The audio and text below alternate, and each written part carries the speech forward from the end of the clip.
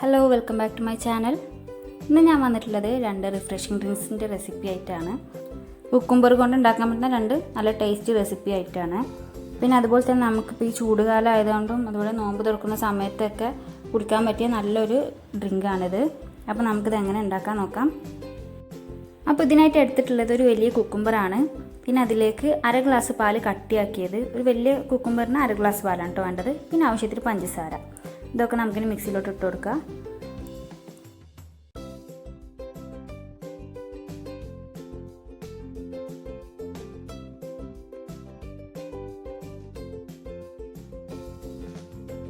ഇത് ജ്യൂസാക്കി എടുക്കുക.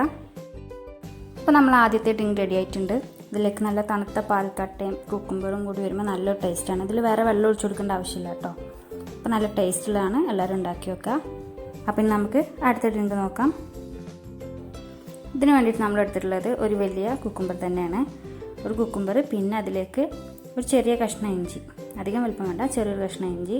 പിന്നെ വേണ്ടത് ഒരു 5-6 പുതിനയില, പിന്നെ ഒരു ചെറുനാരങ്ങൻ്റെ ഹാഫ് ഭാഗം എടുത്തിട്ട് അതിൻ്റെ ജ്യൂസ് എടുത്തിട്ടുണ്ട്. പിന്നെ ആവശ്യത്തിന് പഞ്ചസാരയും വെള്ളവും എടുക്കുക.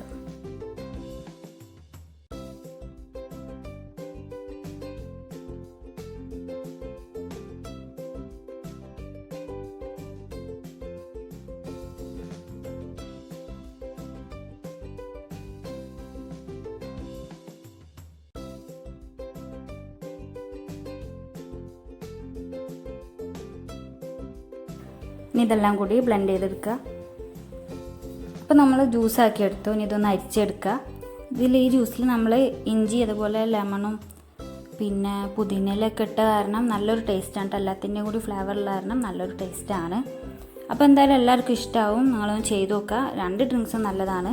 ഇപ്പോൾ നോമ്പ് തുറക്കുന്ന സമയത്തും അതുപോലെ ഈ ചൂടുകാലത്തൊക്കെ നല്ലൊരു റിഫ്രഷിംഗ് ഡ്രിങ്കാണ്.